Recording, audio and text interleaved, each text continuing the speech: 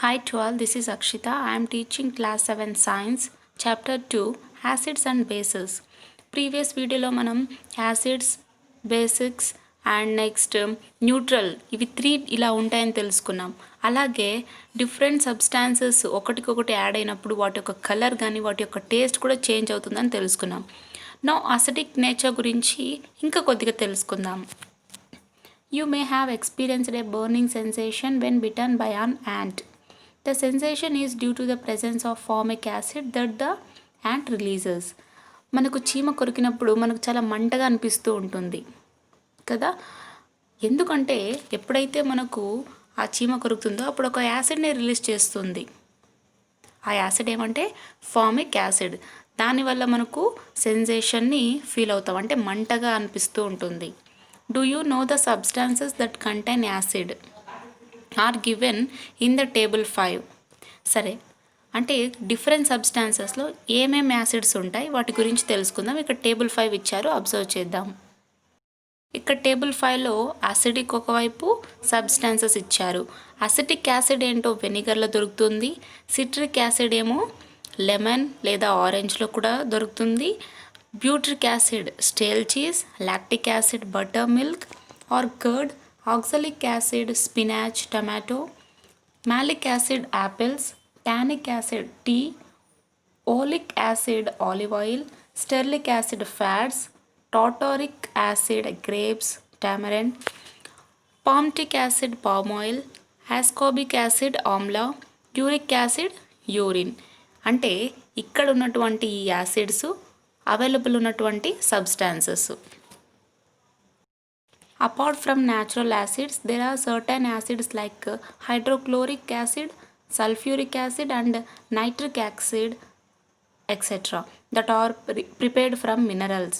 అంటే న్యాచురల్, ఇవన్నీ natural acids. ఏమేమి చెప్పుకున్నాం, వెనిగర్లో కానీ orange and next lemon juice, apples, వీటిలో దొరికేటువంటి ఈ యాసిడ్స్ మొత్తం న్యాచురల్ యాసిడ్స్. ఇవే కాకుండా ఇంకా మినరల్స్ నుంచి తయారు చేసేటువంటి కొన్ని యాసిడ్స్ ఉన్నాయి. అందులో ఏవేవంటే hydrochloric acid, sulphuric acid, nitric acid. And next topic is basic nature. How do you feel when you touch a cake of soap? Take it between your fingers and gently rub your fingers on it. Do the same with the other material. What difference do you notice? మీరు సోప్ని ఇలా touch చేసినప్పుడు మీకు ఎలా feeling అనిపిస్తుంది అంటే సాఫ్ట్గా ఉంటుంది, అలాగే కొద్దిగా జారుడు స్వభావంతో కలిగి ఉంటుంది. సరే, ఇప్పుడు ఆ సోప్ని మీ చేతి వేళ్ళలో పెట్టుకొని రబ్ చేయండి.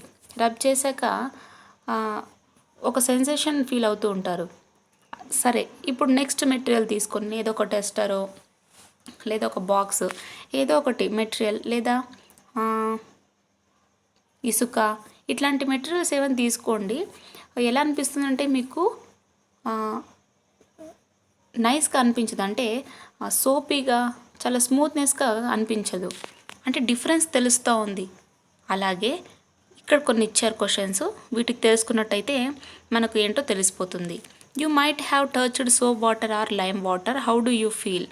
మనం సోప్ వాటర్ టచ్ చేసినా కూడా లేదా లైమ్ వాటర్ టచ్ చేసినా కూడా మనకి ఎలాంటి ఫీలింగ్ కలుగుతుందంటే చాలా జారుడు స్వభావంగా కనిపిస్తూ ఉంటుంది. Can you list out some more substances that are soapy to touch? ఇవే కాకుండా ఇంకా ఏమైనా సబ్స్టాన్సెస్ ఉన్నాయా? మనం టచ్ చేస్తే మనకు చాలా సోపీగా, అంటే జారుడు స్వభావంతో ఉండాలి.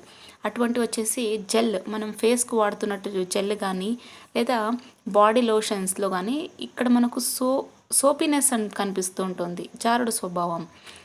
ఇవన్నీ బేసిక్ నేచర్లో ఉంటాయి. The substances which are soapy to touch are basic in nature. ఇందాక చెప్పుకున్నాం కదా, ఏ సబ్స్టాన్సెస్ అయితే మనం ముట్టుకున్నప్పుడు సోపీగా అనిపిస్తూ ఉంటుందో అటువంటి సబ్స్టాన్సెస్ని ఏమంటాం, బేసిక్స్ అంటాం, which means basic in nature. Some substances that contain bases that we use in our daily life, for example soap, and given in the following table. సరే, ఏ సబ్స్టాన్సెస్ అయితే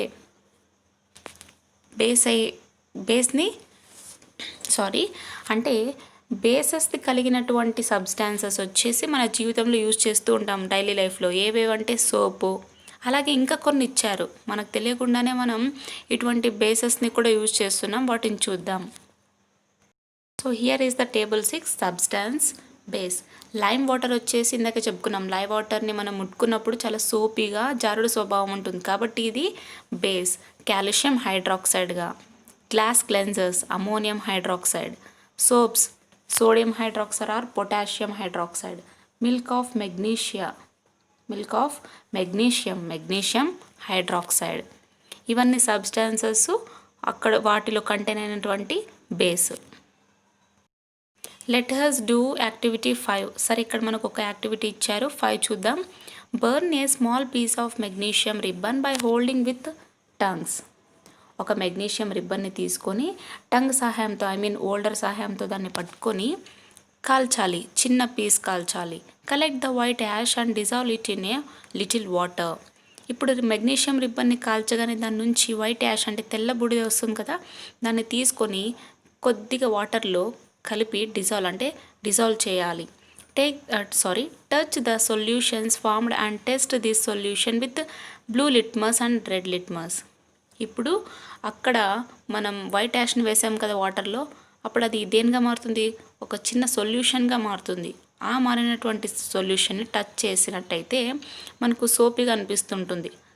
కానీ అలాగే బ్లూ లిట్మస్తో కూడా లేదా రెడ్ లిట్మస్తో కూడా మనం టెస్ట్ చేసి చూడాలి.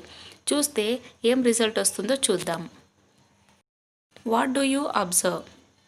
మనం అబ్జర్వ్ చేసినట్టయితే ఇక్కడ రెడ్ లిట్మస్ వచ్చేసి బ్లూ లిట్మస్గా చేంజ్ అవుతుంది, విచ్ మీన్స్ అది బేస్ అని అర్థం.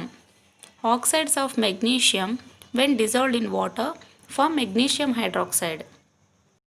Similarly, oxides of potassium and sodium form potassium hydroxide and sodium hydroxide when dissolved in water. All these are basic in nature.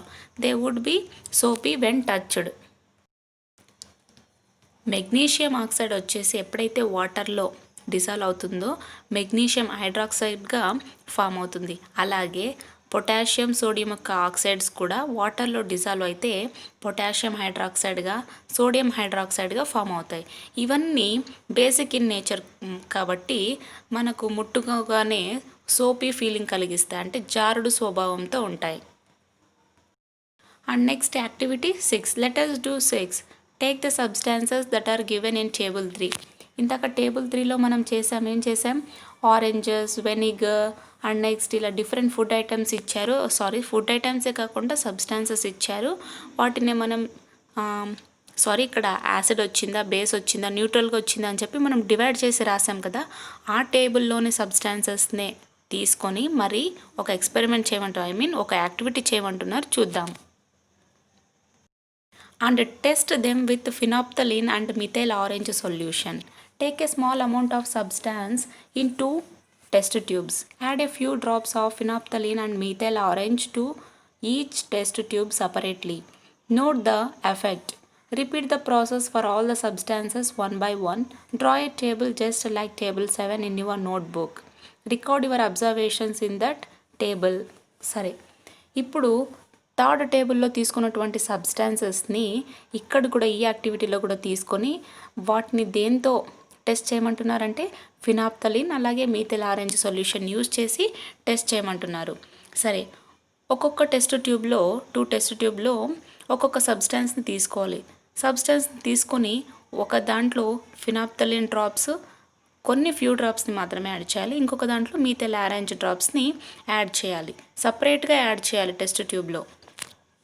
ఇప్పుడు దాని నుంచి మనం అబ్జర్వేషన్ మొత్తం ఇది ఒక టేబుల్గా, అంటే ఇక్కడ ఇచ్చినటువంటి 7 టేబుల్గా ఫిల్అప్ చేసుకొని మన బుక్లో రాయాల్సి ఉంటుంది.